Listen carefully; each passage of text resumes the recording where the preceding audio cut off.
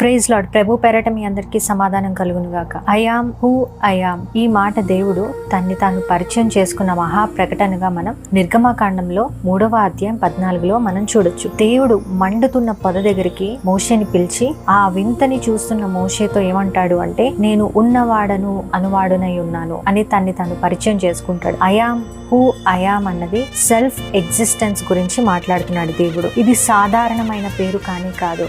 దేవుడు తన్ని తాను ప్రత్యక్షపరుచుకుంటున్నాడు మోషే ముందు. సెల్ఫ్ ఎగ్జిస్టెన్స్ అంటే నేను ఉన్నాను, నేను ఎవరి మీద ఆధారపడను, నన్ను ఎవరు సృష్టించలేదు అని తన్ని తాను ప్రత్యక్షపరచుకోవటం అని మనం ఇక్కడ చూడొచ్చు. ఆయన మార్పు లేని దేవుడుగా మనకి కనిపిస్తున్నాడు. మార్పు లేని దేవుడు అంటే నీ భావాలు మారచ్చు, నీ ఆలోచన విధానం మారచ్చు, నువ్వు మారిపోవచ్చు, కానీ ఆయన ఎప్పటి నుంచో ఒకేలాగా ఉండే దేవుడిగా మనకి కనిపిస్తున్నాడు. ఆయన ఆల్ సఫిషియంట్ గాడ్ అంటే సర్వ సమృద్ధి గల దేవుడిగా ఆయన మనకి ప్రత్యక్షమవుతున్నాడు. ఇక్కడ నీకేది అవసరమో ఆ సమయంలో నేను అదే అవుతాను అని ఆయన చెప్తున్నారు. నీకు శాంతి కరువు అయితే ఆయన శాంతికర్తగా నీ ముందు ప్రత్యక్షం అవుతారు. నీకు మార్గము దొరక్కపోతే ఆయనే మార్గమై ఉంటాను అని చెప్పటం ఇక్కడ జరుగుతుంది.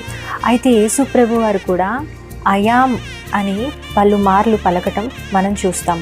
అంటే I am the bread of the life, I am the light of the world అని ఆయన పలకటం మనం చూస్తాము. మోసెస్ కి తనని తాను పరిచయం చేసుకున్న దేవుడే ఇప్పుడు యేసు ప్రభువులో మనకి ప్రత్యక్షం అవుతున్నారు. దేవుడు నిన్ను, నీ కుటుంబాన్ని దీవించునుగాక. Praise the lord.